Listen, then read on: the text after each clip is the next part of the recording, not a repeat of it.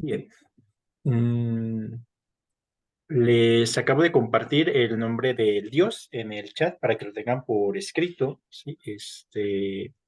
Para quien me pidió el nombre.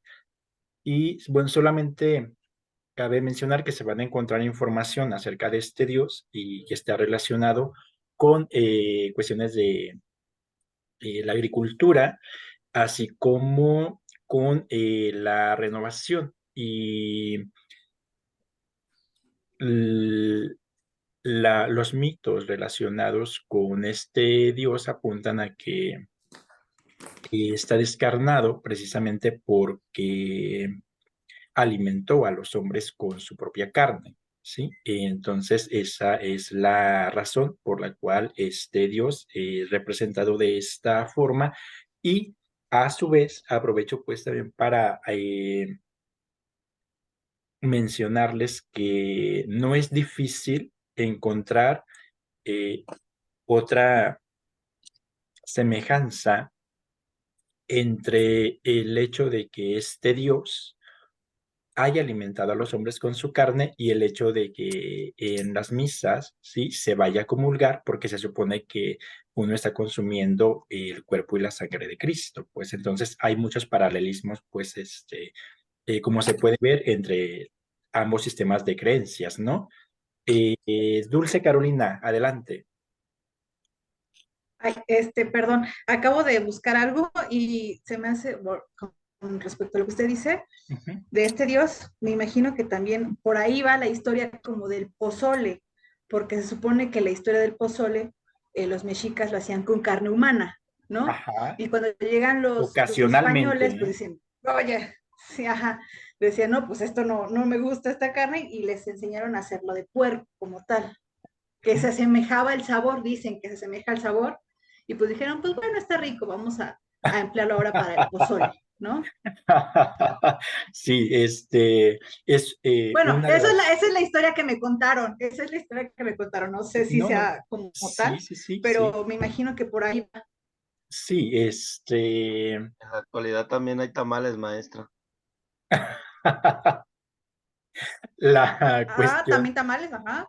sí, la cuestión es la siguiente, o sea, volvemos, ¿no? Entre los cambios que se tuvieron que hacer precisamente, pues son los cambios alimenticios, pues en la dieta, ¿no? Entonces hay que recordar que no es que cada que a Moctezuma, por ejemplo, se le antojaba un pozole, pues se tenía que ir ya por por una persona para sacrificarla y que hubiese carne para el pozole o para los tamales, pues, sino que esto se relacionaba precisamente solamente con algunos rituales en los cuales efectivamente el pozole contaba entre sus ingredientes carne humana y específicamente hay algunos autores precisamente que con base en algunos, en incluso restos, pues fosilizados, han señalado que esa carne, sí, en realidad era en ocasiones de infantes, de niños, ¿sí? Entonces también hay que tomar en cuenta eso, ¿no? Y precisamente pues era eh, consumida en algunos rituales, igual que cualquier sacrificio, no es que eh, todo el año, digamos, o toda la cuenta del calendario mexica, ¿no? Estuviesen sacrificando gente a diestra y siniestra, sino que había sus fechas, ¿no? O sea, había fechas para practicar la guerra, ¿sí? Uno de cuyos objetivos era obtener precisamente esclavos para sacrificarlos. Y después de la guerra, pues había también fechas, digamos,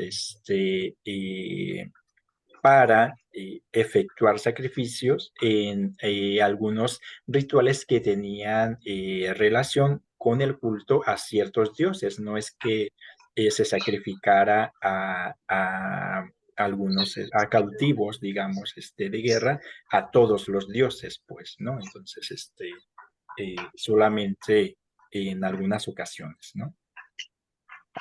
Bueno, muy bien. ¿Algo más acerca de esto?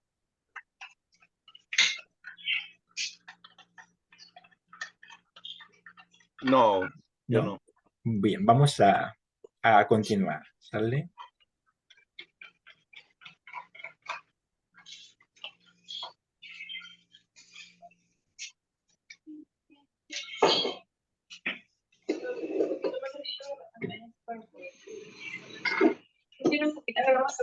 Muy bien. Bueno, entonces quedamos que una de las deidades principales, femeninas principales de los mexicas, es la que ustedes pueden ver en pantalla, ¿sí? ¿Sí ven bien la imagen? Sí, perfecto. Sí, profe, ¿Sí? se ve bien. Ok. Bueno, que era la madre de todos de los dioses y de los hombres, ¿sí? Entonces, eh, es una de alguna manera como de las esculturas que se considera también como cúspide en la expresión del arte mexica, ¿sí? Qué bonito huele la crema. ¿Qué olores? Pero no es como, no, el otro, ¿ese también lo venden en la Fraicheno? Sí. ¿Cómo se llama? Compañera, tiene su micrófono prendido.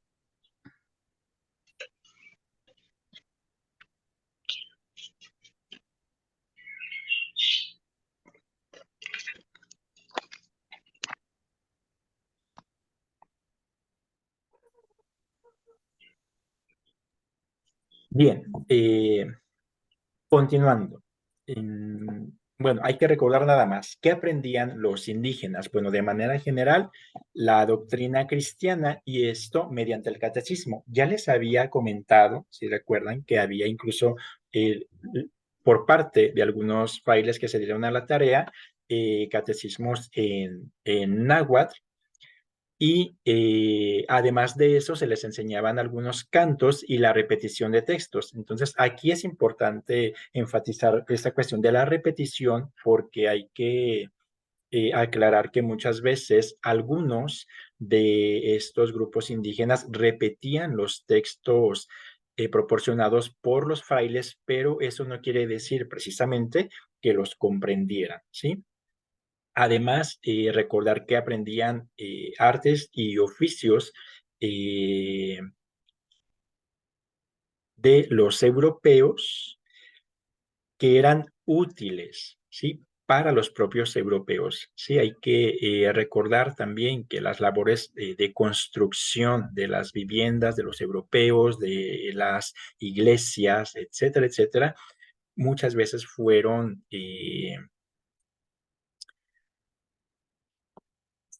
llevadas a cabo por mano de obra indígena, ¿sí?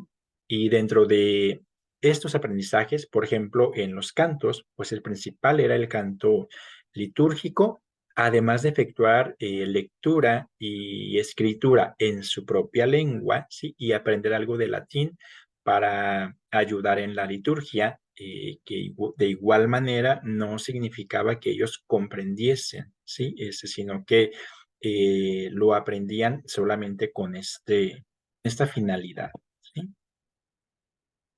Bien, en cuanto al catecismo, hay que recordar también que su enseñanza tenía una intención y esas intenciones también estaban relacionadas con los intereses de los españoles. Por lo tanto, a través del catecismo había que exaltar la industriosidad o la laboriosidad, así como la mansedumbre, ¿sí? Evitar la rebelión de los indígenas, propiciando así su docilidad y valores como la modestia, por ejemplo, o el desprendimiento, ¿sí? Así como la paciencia y la templanza. Entonces, de alguna manera, esto garantizaba a los frailes y a los españoles en general el desarrollo, digamos, de una conducta de sumisión, en general por parte de los indígenas, ¿sí?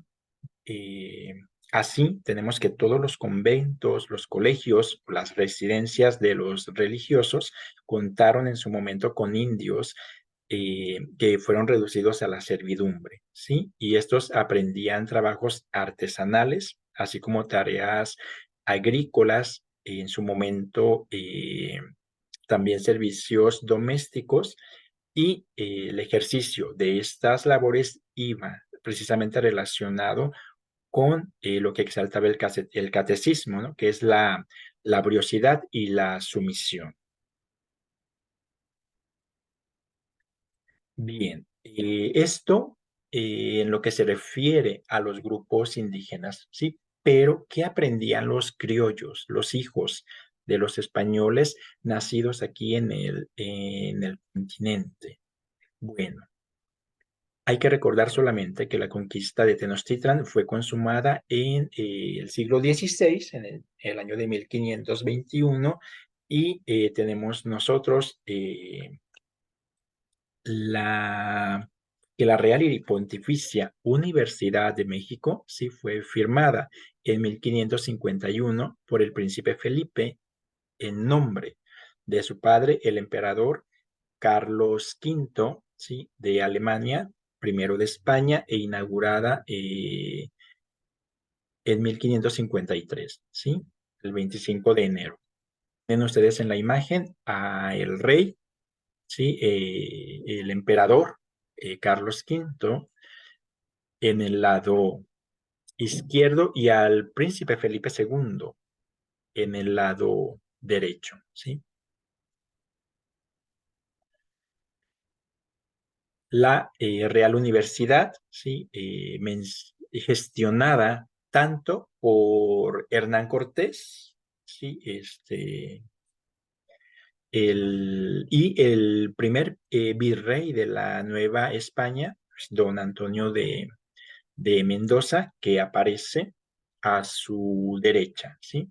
¿Cuál era la misión de la universidad? Bueno, pues la conservación, ya dijimos, del conocimiento y la preservación de la ortodoxia. Entonces, esto quiere decir que se conservaba el conocimiento y a la vez no se aceptaban innovaciones en esta área, además de que se debía de preservar la ortodoxia, ¿no? Es decir, que se desconfiaba, ¿sí? Sistemáticamente de todo aquello que procediera de fuera. Por lo tanto, se podría decir que el conocimiento, ¿sí? O lo que se aprendía en las universidades estaba de alguna manera estancado por estas razones, ¿no? Entonces, este medio académico en realidad como ya lo había comentado también, me parece su compañero Miguel, pues no ofrecía un porvenir brillante y no les ofrecía grandes ganancias económicas a los estudiantes. Pero en realidad sacrificio, digamos, de vida que representaba asistir a la universidad, ¿sí? Sí les ofrecía respeto y les ofrecía aprecio de la sociedad y con ello cierto prestigio social también, ¿sí? Y eso era muy importante en esta sociedad, no solamente en la Nueva España, sino también en la propia metrópoli, es decir, en España, ¿sí? Quienes acudían a la universidad y en general a los colegios de religiosos, hijos de funcionarios públicos, por ejemplo, pequeños propietarios, comerciantes y descendientes de familias otrora ricas, pero ahora empobrecidas. Entonces, bien señalaba compañero Miguel, también me parece que esos grupos equivaldrían a lo que hoy es la clase media, ¿sí? Y por lo tanto, a lo que en su momento, ¿sí? Dio lugar al nacimiento de la clase burguesa, ¿sí? Esos eran los grupos. Las facultades estaban organizadas en, por ejemplo, perdón, las universidades tenían facultades de teología, de artes o filosofía, de medicina, leyes y cánones. Cabe destacar que algunas de estas facultades estaban limitadas precisamente por cuestiones religiosas, como por ejemplo en la medicina, todavía siglo XVI y XVII estaba totalmente prohibido, ¿sí? Trabajar, por ejemplo, para comprender el cuerpo humano con cadáveres, por ejemplo. No se les permitía hacer autopsias, ¿no? Para conocer la composición interna del cuerpo humano, ¿no? Entonces, estaba limitado el conocimiento en medicina por estas razones y tenemos que una de las facultades también muy importantes era la de teología, ¿sí? Es decir, de las sagradas escrituras y por lo tanto, ¿sí? Es aspecto, digamos, ¿no? De la religión limitaba el conocimiento en las demás facultades. Entonces, entre las leyes y los cánones, pues la diferencia precisamente es que la facultad de leyes enseñaba el derecho civil, ¿no? Y el de cánones, el derecho canónico, ¿no? El derecho relacionado con la religión. Para el siglo XVII se expiden algunas ordenanzas para maestros, ¿sí? Entonces, se preocupa la corona también por la tarea de estos maestros que se ocupaban del noble arte de leer y de escribir, ¿sí? Entonces, estos maestros, ¿sí? Atendían la instrucción de párvulos. ¿Quiénes eran los párvulos? Los más pequeños, los que iban empezando en la educación, ¿sí? Así que enseñaban igual, enseñaban catecismo, ¿sí? Así como lectura, escritura y algo de aritmética, es decir, lo más básico, ¿no? De las operaciones en el área de matemáticas. Por otra parte, una de las que a mí me ha parecido muy interesante siempre son las escuelas de migas o amigas, ¿sí?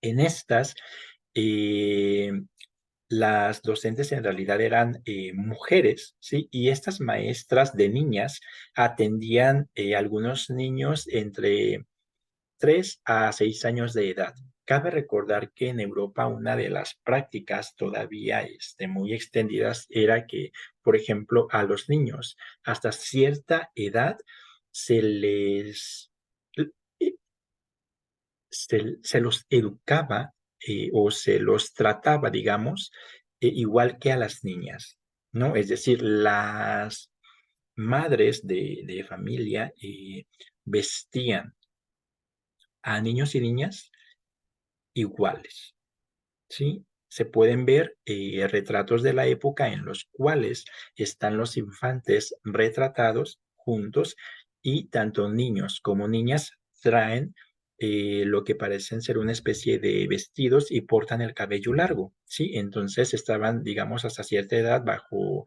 la completa tutela y educación y cuidado, digamos, de la mamá hasta que eran educados ya por el papá. Entonces, asistían los niños a estas escuelas, ¿sí? De migas, en donde aprendían algunas cosas que les enseñaban las maestras, ¿sí? En estas instituciones. Entre otras, pues igual, el catecismo, ¿sí? Pero aparte de eso, les enseñaban disciplina, ¿sí? Es decir, tenían ellos que respetar los horarios establecidos en la escuela y además de ello aprender a mantener el silencio y además de eso les enseñaban también a comportarse, lo que se considera ahora como los buenos modales, ¿no? Y todo esto a cargo de de mujeres, ¿sí? Por su parte, los jesuitas representan dentro de la educación, digamos, aunque fuese educación religiosa, representan esa parte progresista de la educación, por decirlo de alguna manera, ¿no? La Compañía de Jesús, entonces, vienen a plantear algunas reformas para su tiempo, y entre esas reformas nosotros nos podemos dar cuenta de que ellos disminuyeron, por ejemplo, los castigos corporales, ¿sí? Y esos castigos fueron sustituidos, ¿sí? Por estímulos honoríficos, ¿sí? Es decir, en lugar de castigar al que no trabaja, ¿no? Al que trabaja poco, por ejemplo, lo que hicieron fue estimular a los alumnos, ponerlos en sana competencia y darles reconocimientos a los más destacados. Entonces, tenemos así nosotros una competencia sana entre pares, ¿sí? Entre los mismos estudiantes. Además de ello, implementaron los jesuitas las tareas para realizar en casa y reforzar lo aprendido, ¿no? Y hoy sabemos que incluso la tarea tiene una razón de ser, ¿no? Otra reforma de los jesuitas fue las horas de recreo obligatorias para los jóvenes, ¿sí?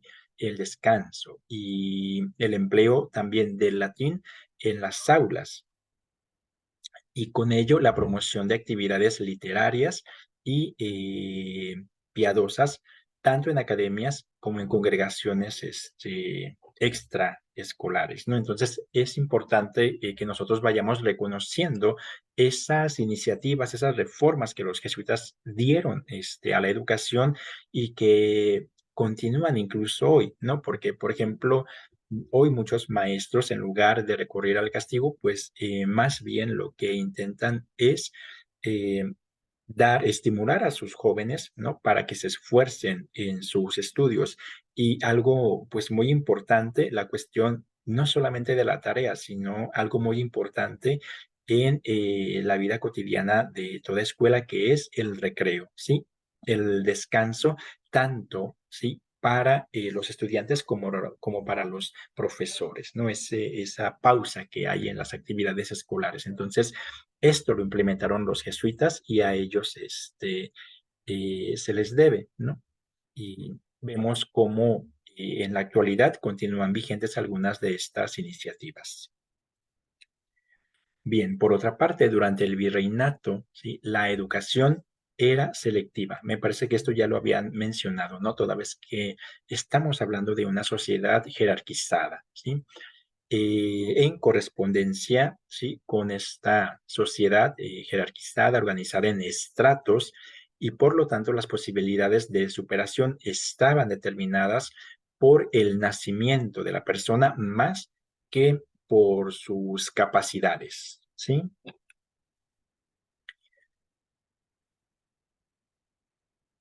Bien. Tenemos la clásica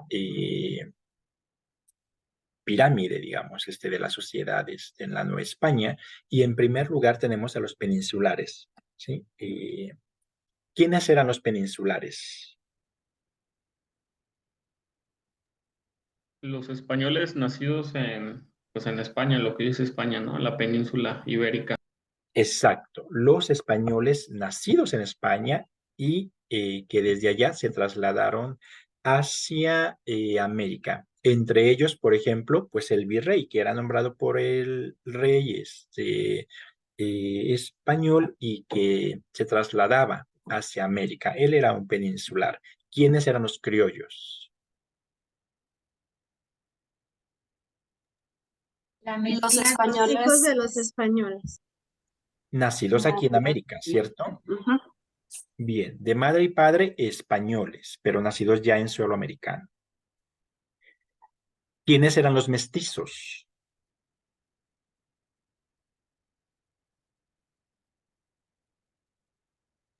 los hijos de españoles e indígenas. Hijos de españoles e indígenas, exacto. Estaban después de esos mestizos y castas los indígenas y por último los africanos. ¿sí? Entonces, tenemos nosotros esta pirámide social que nos muestra precisamente los diferentes estratos. Hay que recordar que antes del siglo XVIII, pues no existían, incluso en algunas sociedades antes del XIX, no existían las clases sociales, sino los estratos sociales, ¿sí? Bien, como ya lo habían mencionado también al principio, la educación, ¿sí? No era no obedecía a un sistema, era una educación asistemática. Entonces, tenemos nosotros que gran cantidad de la población en la Nueva España no tuvo maestros, no aprendió a leer, ni conoció la lengua castellana, es decir, que no aprendió a hablar el español. Sin embargo, algunos, sí, aún en medio de estas circunstancias, aprendieron el castellano, sí, gracias al contacto con quienes hablaban la lengua en diferentes circunstancias, como centros de trabajo, entre los cuales podemos nombrar, por ejemplo, minas, haciendas, obrajes, mercados y caminos, ¿sí? Estos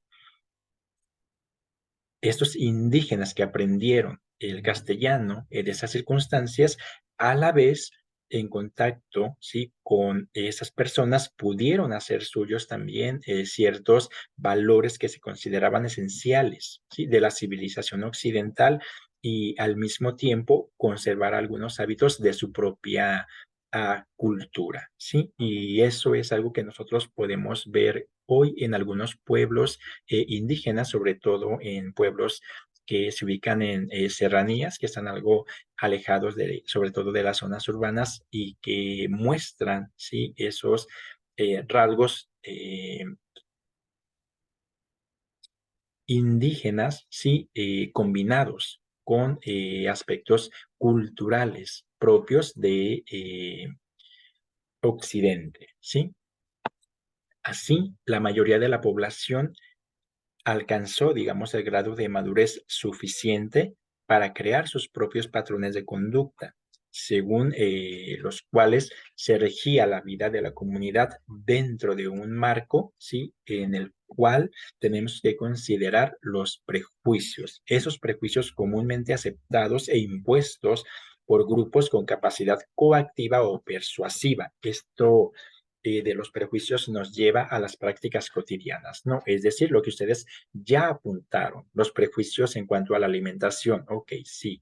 eh, Se hace, por ejemplo, el pozole, pero como ustedes dicen, o sea, ahora en lugar de la carne humana, pues se va a proponer carne de alguna especie de ganado que introdujeron los europeos y se eligió la carne de cerdo, ¿sí? Otro de los prejuicios es, por ejemplo, el hecho de la vestimenta, ¿no? Como ya les comentaba, se puede leer en, en algunas cartas de relación o en algunas crónicas de algunos frailes y militares que los indígenas, sí, al contacto con los europeos, estaban con sus vergüenzas al aire, es decir, desnudos, y por lo tanto, eh, es los vistieron, ¿sí? A hombres y mujeres, dado que la desnudez era algo moralmente mal visto por los europeos, ¿no? Entonces, de alguna manera, vemos cómo este conjunto, digamos, de prejuicios, ¿sí? También intervinieron, ¿sí? O tuvieron influencia en el cambio de conducta, en el cambio de las prácticas cotidianas de los indígenas principalmente, ¿no? Bien, estos valores y estos prejuicios, digamos, son dos conceptos que se antojan dispares, pero que deben de estar y están en relación en toda sociedad. Y esos valores y prejuicios constituyeron, digamos, el conjunto de las directrices rectoras de la comunidad, es decir, de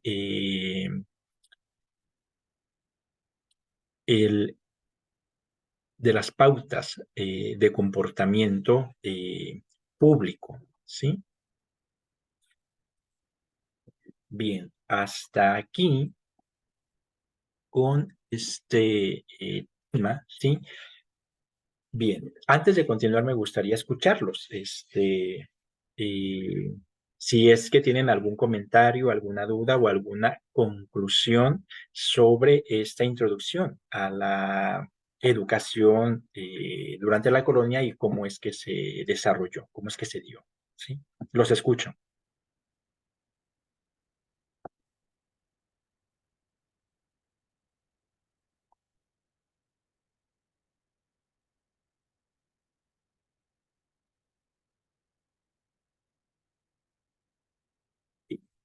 ¿Nadie? ¿Todo bien? ¿No hay dudas?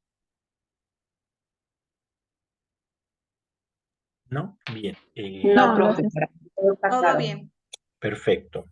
Entonces, bueno, les comparto que hoy les voy también yo creo que hoy les voy a compartir la presentación que acaban de ver por si necesitan ustedes revisarla más detenidamente, si para su consulta. Y además de eso, les recuerdo que hoy es la fecha límite para que entreguen su ejercicio con base precisamente en el texto sobre la educación colonial. Y además de eso, les voy a compartir un documento, sí, que van a trabajar ustedes acerca todavía eh, sobre la educación colonial, pero ya relacionada con las ideas emanadas de la Ilustración, ¿sí? Entonces, se los voy a compartir en Classroom junto con las indicaciones de cómo trabajar este documento, ¿sí? Entonces, quedo a la espera de sus ejercicios, ¿sí? Y les comparto este material, tanto las diapositivas como el texto sobre la educación y su relación con la ilustración. Fabiola, la escuchamos. A mí me queda como un poco la duda respecto a qué tanta utilidad tenía como para el prestigio, la aceptación social, el hecho de que alguien estudiara. Esa parte, digo, ya me queda claro que no importaba si estudiabas o no estudiabas y que se iba aprendiendo como se podía. Pero con relación a eso, me genera como duda porque, bueno, al final, quienes vivían en este territorio, ya sea que vinieran de España o que nacieran en este territorio, pues estaban súper lejos del gobierno, ¿no? Entonces, ¿cómo era esta onda del reconocimiento? ¿Las instituciones realmente tenían validez? Socialmente sí, o sea, sí era como algo aceptado, servía de algo, vaya, esa es mi duda. Sí, sí servía, toda vez que en primera servía por la cuestión del conocimiento. Quien sabe cosas tiene ya prestigio, ¿no? Quien tiene conocimiento. Además de eso, asistir a la universidad en realidad no era costoso, pero los trámites, digamos, sí lo eran. La única institución, sí, que podía expedir títulos era la universidad. Entonces, usted terminaba sus estudios y podía titularse, digamos, ¿no? Adquirir su documento probatorio de esta institución y eso le daba también prestigio, sí tenía su utilidad porque además de eso, precisamente estas personas, digamos, que pisaban la universidad en algún momento, ¿sí? De su historia de vida, podrían, gracias a estudiar en alguna universidad de la Nueva España o de la Nueva Galicia en su momento, irse siendo criollos o incluso mestizos, a estudiar alguna universidad en la metrópoli, en España, pero para eso necesitaban primero el título de la universidad de aquí, o pudiera ser también, si hay algunos casos, por ejemplo, de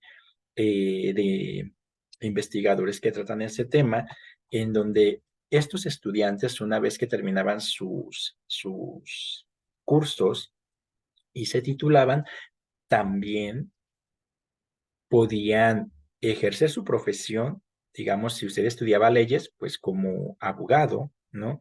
O en algunas ocasiones eran invitados también a dictar cátedras en la misma universidad de la cual procedían si es que se destacaban sobre sus compañeros de una manera particular. Entonces, su prestigio crecía porque no solamente significaba que habían pisado la universidad, sino que ahora regresaban como catedráticos, como maestros, ¿no? Entonces, sí tenía sus consecuencias, ¿no? Positivas. Y esto no lo podía hacer una persona, sí, que solamente aprendía a leer, a escribir y a hacer algunas cuentas básicas, por ejemplo, ¿no? Entonces, sí había como una cierta diferencia entre los diferentes grados de instrucción a los cuales se podía acceder. Además, también había una, una clara, digamos, eh, naturaleza, digamos, o característica, ¿no? Sexista en la educación. Sí, tenemos que recordar que quienes pisaban la universidad eran los hombres. Sí, las mujeres estaban totalmente excluidas de este tipo de estudios. Entonces, eso también les daba socialmente, sí, pues mayor prestigio que a las mujeres, ¿no? Por ejemplo, entonces se les preparaba, digamos, también para la vida pública, en tanto que la mujer era educada para quedarse en el ámbito doméstico. Entonces, esa es otra gran diferencia, digamos, a la hora de recibir educación, ¿no?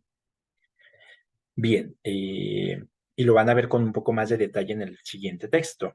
Por lo pronto, nos va a acabar el tiempo y no me queda más que agradecerles su presencia a esta clase virtual y desearles un excelente fin de semana, así como recordarlos que los veo en presencial el sábado próximo, ¿sí?